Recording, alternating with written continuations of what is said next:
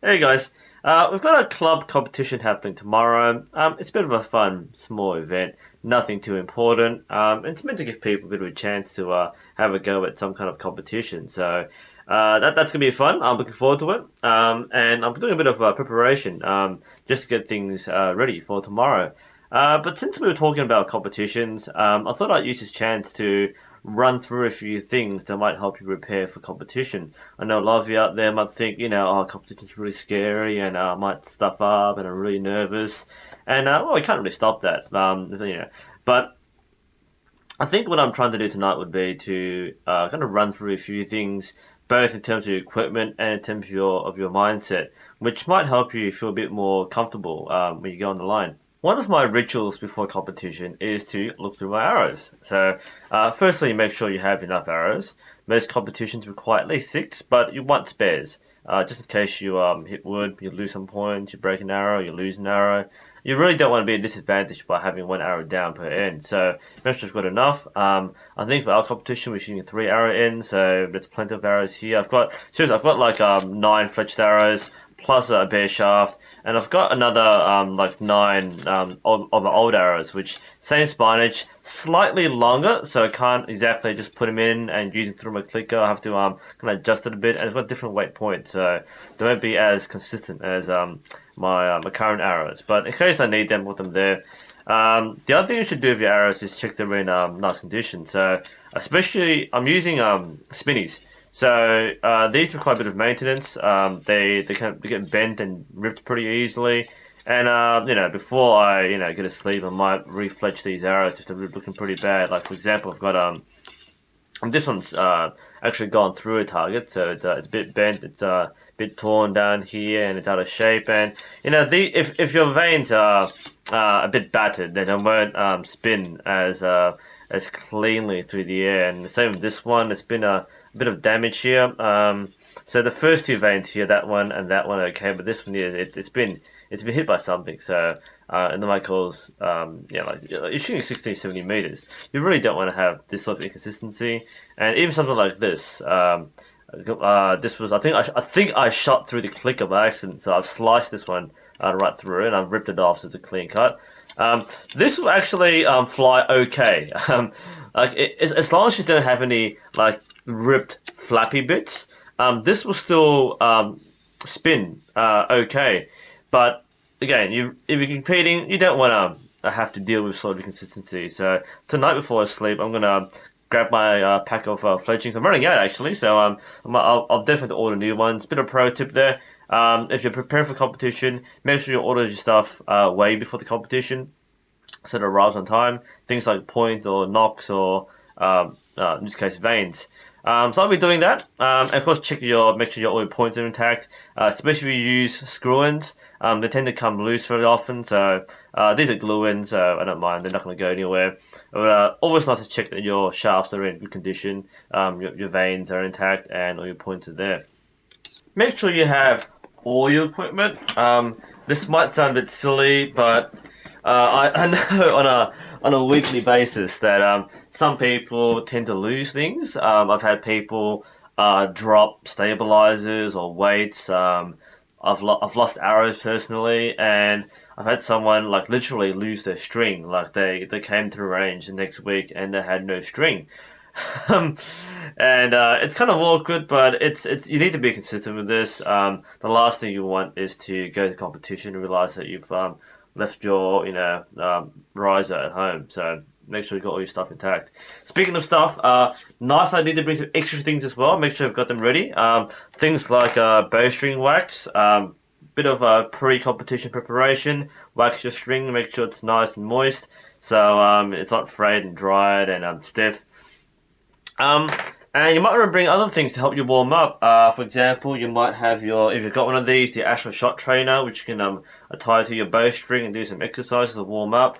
Some people bring stretching bands, like the plastic ones, or this case, I've got for the Wind and Wind Scat Power, so a bit of warm up. So, you could warm up with the bow, have a few practice ends, but if you warm up your muscles, you could use one of these just to get to the alignment and rhythm of your shot. So, not a bad idea to do that. And make sure you bring a few other things as well. Things like you might want to bring sunscreen. You're outdoors, so make sure you bring a bit of sunblock. I know people. I have seen people, do the naughty thing and go out there without any sunblock. And look, I tan pretty easily, so I don't really need that much sunblock. But some people turn to prawns quite easily in the sun. So be mindful of that. Make sure you bring, of course, your hat. You're outdoors. You're gonna be in the sun a lot, so make sure you bring your hat. You might want to bring sunglasses. Bring water, of course, different some fluids. Maybe bring some snacks. So these things take a long time. I mean, competitions might go for a short competition might go for 3 or 4 hours, but a lot of comps take the whole day. And the whole day I mean like from 9 or 10 to around 4 in the afternoon. So it's quite a long haul. Lunch isn't always provided. Check details for that. But it'd be nice to bring something along where you can just nibble on between ends. If you're feeling a bit flat, you really need an energy boost. So not a bad idea to do that. Speaking of shooting for a long event, something which you will have to consider is that the weather conditions can change. Firstly, make sure you check the weather conditions before you shoot. But understand that because it goes from like morning to afternoon or whatever the time is, the conditions will change. So it might start off nice and warm in the morning, then it might become cold and overcast. So make sure how you have a variety of clothing, your hat, your short sleeve top, or your long sleeve undershirt, or compression wear, or sleeves, or you have a jacket. And people will always put on and take off clothing. So there's no one perfect set of clothes that you can bring. So be prepared to swap in and out of clothing as conditions change. The most important thing, though, I think, is the mentality that you go with into a competition. Um, it's a bit different from a lot of sports where you can get really fired up and you go, I'm going to give it my best, I'm going to win, I'm going to shoot a 360. Um, Archery is a lot more disciplined. There's a lot more about consistency and replicating your normal form rather than peaking and excelling under pressure. I mean, some people can do that. That's good. But I think the baseline which you want to keep in the back of your mind should be shoot the way you normally shoot. So, look, up to the point of the competition, you've done your training. Um, you've been working on your form, and it's not really the time to perfect things. I mean, look, under pressure, the tournament experience can teach you a lot of things. But that kind of happens after the competition. Before that, it's basically the combination and the culmination of everything you've done up to that point. So all the hours you spent on the range, all the time you spend in bed just thinking about your form and your all the things that are related to archery. That's what the competition is for. So um, don't don't try to pressure yourself into trying to do better. If you haven't reached that point yet, then I wouldn't try to get into that mentality of excelling, but more of doing it the way you've always done it. And if you shoot better, then great. That's an achievement. You've broken, a personal best, or you've achieved a new milestone. But I wouldn't really set it as a goal myself. It's simply just do what I normally do. And look, in a competition, just that simple thing can be one of the hardest things you can do. So be a bit modest in the way you approach. For me, I like to set some kind of goal. Not necessarily win the competition or win my division, but simply maybe it might be shoot a personal best. I mean, my personal best at 30 meters is 303 out of 360, and that's modestly medium, not that great, not that bad. But I like to shoot a personal best. I like to shoot 320 out of 360. And maybe like for me, shooting at 50 meters, I want to get a score above 280 because I haven't done it before. So these are the small things which each time you compete, it's what you mentally prepare for. This is what you would like to achieve. Not so titanic that you can't achieve this.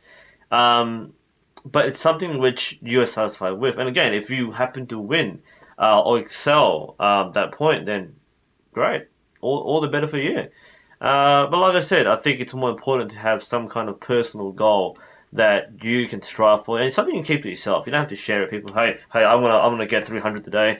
It's more that you personally know what you're capable of, and you want to prove yourself wrong, and that's why you set these goals. So that's something you might consider when you're going to a competition.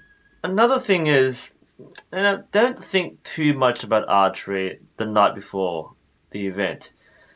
It's a psychology thing. I mean, if you spend too much time thinking about your technique and your form, you're gonna stuff it up. It's just the way the brain works. Especially if you've trained a lot, it's become an automatic subconscious part of your process. So when you start thinking about it, that's when you make mistakes. You become too panicky, you become too twitchy. Target panic takes over, clicker panic takes over. So just relax, do something else. Look, I think the worst thing you can do actually is, I've got a lot of archery books like this, and I like reading this for bedtime. I think the last thing you want to do actually, you don't want to read a book like this on archery, going, oh, my release did work, so I'm going to look at my release. This is not for the competition. This is what you do before and after, not during. I'd avoid all things archery. Like I really. I mean, today I had one last practice session, mostly because I hadn't shot at all during the week, so I want to have some kind of preparation for the competition.